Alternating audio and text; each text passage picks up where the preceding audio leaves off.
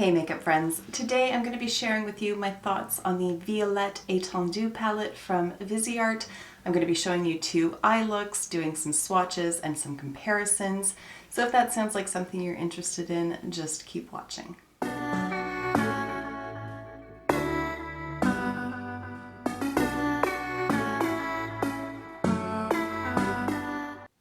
Before we dive into it, I want to welcome you back to my channel, or if you are new here, then welcome. My name is Kara, I'm a working mom of two, and makeup is my escape.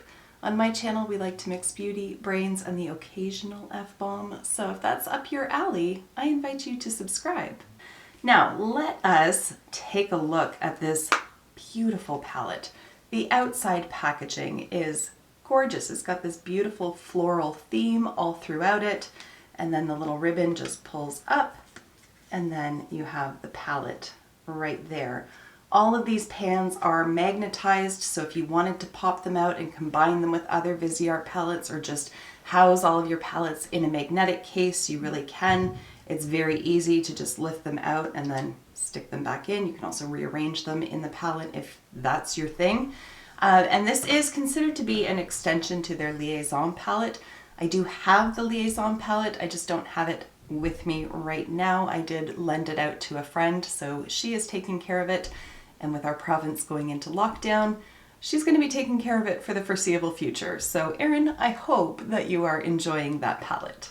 As you can see, this is very much a purple themed palette, but they do have a mix of sort of cooler toned taupes in there as well, which I think does help to round out the color story. You're not just going to get a one-trick pony with this palette, and I really appreciate that. I also like the little pops of brighter tones in here. So you have like a duochromatic shimmer shadow here. It has a little bit of a blue shift to it. You've got a really nice vibrant purple down here. This looks silver in the pan, but once it's applied, it does have like a lavender kind of tone to it, and it's very, very pretty. And then you do have like a shimmer shadow here. I would consider it to be a little bit more on the satin side. That is what I have on the inner portion of my lid today. Again, I'm going to walk you through the look, but this one up here is a little bit more of a foiled kind of finish. The rest are all mattes. In using these shadows, they're beautiful. The mattes are hyper pigmented and yet they blend out really nicely. I have had a hit or miss experience with Viseart when I have tried their palettes. I find that they're smaller 6-pan palettes. I have one, I have cashmere, I believe it was. It was either cashmere or mink, I can't remember which one. And it was so stubborn to work with that I ultimately decluttered it. I just couldn't handle how difficult the darker shades in that palette were to work with. But with this one, I haven't experienced that issue at all. And I have heard it said many times while watching YouTube videos that purples are a very difficult and finicky color to work with and to formulate. And yet here we are with a ton of purples in this palette and I haven't had any issues. So from a quality perspective, I am very happy with this one. I will say, one of my complaints with Viseart in the past has been that their foiled shadows really just aren't all that foiled, and yet here we have at least two of them that really do show up with high impact, these two here. Like I said, this one, although it looks like it's going to have the same kind of finish as these, it really doesn't. It does apply more like a satin finish, but because it's so deep in tone, I really don't mind that because that means that I can then blend it out in the crease or along the lower lash line and it's not going to look strange for my personal likings. This one here, the little duochrome, it's beautiful. It does have a ton of impact on the eyes. I did build it up with some setting spray just to maximize on the payoff, but I really have no complaints about any of these shadows. I will say a couple of them, like these two mattes down here, they do feel drier to the touch. But again, upon actual application, no issues whatsoever. I didn't have to spend a ton of time blending them out. They didn't like get bunchy and stick in certain patches and just be really stubborn to work with. They all worked beautifully. So let me give you some information on the palette itself before we move into swatches and the eye looks. It retails for $60 Canadian on the Beautylish website. I haven't seen it make its way to Sephora yet, although they typically do. There's just usually a bit of a delay. I don't know if the same can be said for the American Sephora site, but At least on the Canadian one, it is not there yet. There are 12 pans in here and it has a total weight of 18 grams. Now I'm looking at the Beautylish website and let me tell you, the description of this palette is next level. I just want to read it to you because it makes it sound like the most sumptuous thing that has ever occurred. So it says, about the Etendu palette Violette, it's a seductive secret lies within tantalizing pops of duochromatic dreams and cool-toned nude hues. Introducing Violette, an intoxicating extension of our cherished Liaison palette. Viseart's captivating Violette palette transcends reality with sumptuously saturated shades ranging from exquisitely pale gossamer lilacs to the provocative splendor of bold aubergines. Violette is tonally surrounded by an array of spellbinding cool and earthy plums, neutrals, and the softest pinks. This palette is an idyllic match for your effortless, elevated everyday makeup routine with daringly risque shades to express your colorful and artistic whims. Come flirt with us. Flaunt your coquettish charm. Oh my, that's a lot. Wow. I don't know that I could ever really describe something as having coquettish charm. I just don't think that that would ever come out of my mouth, but it's a pretty palette. I will say that. My description cannot match the description on the Beautylish site. It just cannot. But it is beautiful. And I really do, as I said earlier, really do appreciate the inclusion of the plummier and more earthy kind of tones. I think it really grounds all the other shades. And again, just adds a lot of diversity to what could be a one-trick pony kind of palette. So with that said, let us get into the swatches so that you can see what these look like applied on the skin. For my swatches, I don't have any primer on my arm and they're just finger swatches. So take that with a grain of salt. Finger swatches can be a bit deceiving, but that's why I'm also including two different eye looks so that you can see these in action. Here we go. So starting from left to right, the first shade is called Embrace. It's a light, cool-toned taupe with a matte finish. Beside that is Blushing, a medium cool-toned taupe with a matte finish. Then we have Grenache, a soft mauve with a matte finish. Fusion, a muted Merlot with a matte finish. Then we have Bisou, a light lilac with a shimmer finish. Followed by Wink, an iced lavender with a duochrome finish. And then arguably the funnest shade in this palette, Jezebel, a bright orchid with a blue duochromatic shift. That's followed by Liaison, a muted heather purple with a matte finish. Next up is Haze, soft lavender with a matte finish. Then we have Violette, a cool-toned violet with a shimmer finish. And then Passion, my second favorite shade in this palette. It's a vivid purple with a matte finish. And lastly is Elderberry, a deep elderberry with a matte finish. All right, so let's get into the eye looks. I'm gonna do these as a voiceover. When I filmed, there was just a lot going on in my house and I didn't want to ask everybody to drop what they were doing to be quiet. So I'm gonna do it as a voiceover, but I am gonna truncate the application down a bit just because I did do two looks and I don't want this to be a massively long video.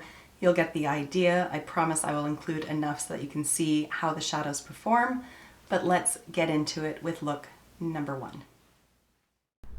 All right, so I'm not able to tell you the shade names because they were only set out on the cardboard packaging and I no longer have that. So going in with a light shade and a fluffy brush, as you can see, and I'm applying it to the transition area and blending that up towards the brow bone.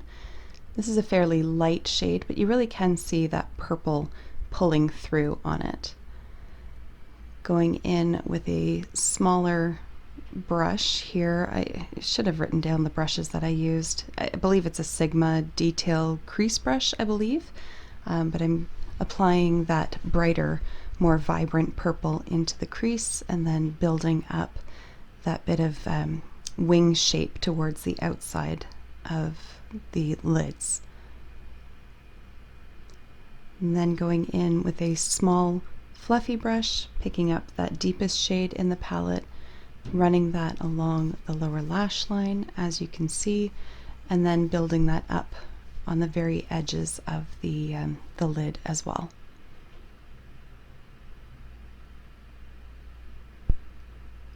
Then we're going to go in with that duochrome. My camera does not do this shade justice. As you can see on the lid, it looks way more impressive than it did in the pan. It's so beautiful. It has this like really strong blue shift to it, and I think it's just so gorgeous. And then I'm just going ahead and blending more of that vibrant purple along the edges of where that duochrome shadow is. The edges are. God, R and is always gets me. And then just spending some more time blending and softening up all the edges. And then more blending. So just going in with a really light shade and using that to buff out all of the edges.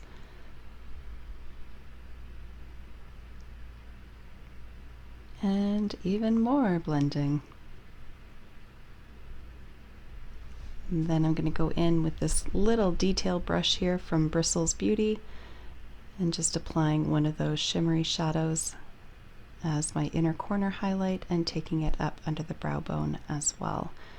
What I don't show when I do these looks is just how much blending I do. Usually any step I do, I then go back with the previous brush to blend the edges out. It just becomes very redundant to show it, but I do a lot more blending than what I typically show in these little demonstrations. All right, so that was the first look, and now let's move into this look here, look number 2. So again, I'm going to start off with a fluffy brush, but I forgot to press record when I was filming this, so that's what I've already done. And then I'm going to go in with a smaller brush, this one's from BK Beauty, and start building up in the crease. This is one of the more taupey kind of shades, but you can see that it still has a strong colorful undertone to it. It's not just like a neutral brown kind of shade.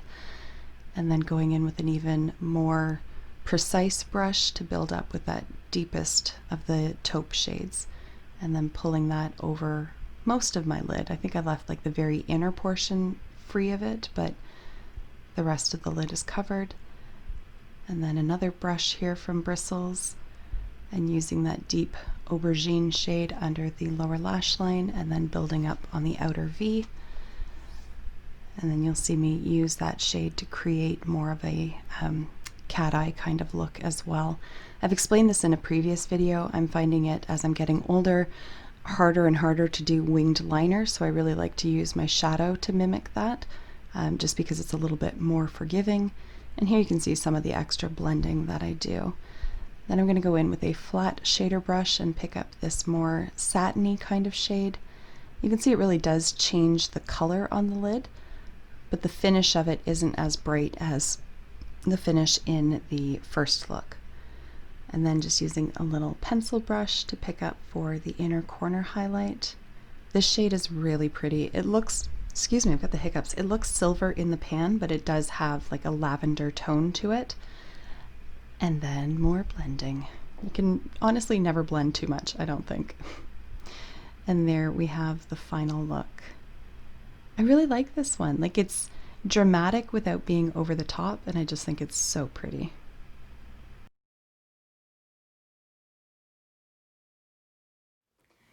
So those were the shadows in action, and I did not have any difficulty with any of these shades. The only particular drawback for me is this lightest shade here, and that's simply because it just didn't really show up on my skin tone. But that's not to say it's a bad shadow, it just matches sort of the depth of my skin, so ergo it didn't really show up. But as a transition shade and as a blending shade, I think it's a great option to have in there. And I like that it is like a colorful shade, like it has a purpley, pinky kind of tone to it, and it's not just a cream shadow. I think that this plays more nicely with the rest of the shadows that are in here, especially for blending purposes. Now, before I wrap this video up though, I did want to just do a little bit of a compare and contrast with some of the other purple-ish palettes that I have. I'm not going to do like full swatch comparisons because really we can just see looking at the pan what's going on. So first up, this one here is from CoverGirl. This is the True Naked Roses palette, and I really don't think that it holds a candle to the Viseart. It stacks up really well against Naked 3 from Urban Decay, and in fact it outperforms that one in my opinion, but this one has more colorful options in it, and this is the one that I would gravitate towards if price wasn't an option. If I was just looking for a truly purple, this one's a little bit more on the muted side, and so this one I just think has the vibrancy that I personally am more drawn to. Now for bright and fun purple options, there is this palette here from Violet Voss. This is the Sweet Violet Fun Sized palette. And in there you're getting a selection of really bright shadows, including some more pink kind of tones. So if we put them side by side, you can see where this one is altogether more bright. And so in the description where they're talking about it's sort of like a kicked up everyday makeup kind of palette, I would agree with that because you have these taupe shades and whatnot across the top to help ground those other brighter shades that are in here. This one I think is really fun and I really enjoy this palette, but for work, this is the one that I would gravitate towards personally. Now I mentioned Urban Decay Naked 3 earlier. I no longer have that palette. I decluttered it ages ago, but I do have Naked Cherry, which it's a bit more on the red side, not so much purple, but I thought I would bring it out just for the sake of blinding you with the mirror. There we go. Just for the sake of holding them up side by side. I really don't think there's much comparison because the tone is very different, but I thought I would just include it just for the sake of showing it off. I have the Ace Beauty Paradise Fallen palette here, but I really don't think there's any comparison in this one either because the purples in here are just so deep that again, it's kind of apples and oranges. Or I guess Granny Smith to Macintosh, we'll put it that way. They're still in the Apple family, but wildly different. Does that make sense? I feel like my analogies are a little weak today. All right, last but not least is this one here from Kaleidos, and this is the Lunar Lavender palette. And there are the colors in there. So you're getting, 4 matte shades and then 2 shimmer shadows. And here we have it here. So I think there is some similarity in that this one has the purples and then like the more earthy kind of tones on either end. This is, I think, probably the closest comparison between the two, although the shimmer shadows in here look nothing like the shimmer shadows that are in this palette.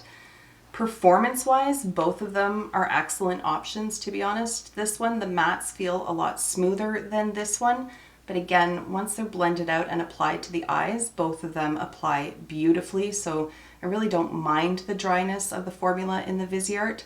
So I don't think you can go wrong either way, but this one definitely has more versatility to it.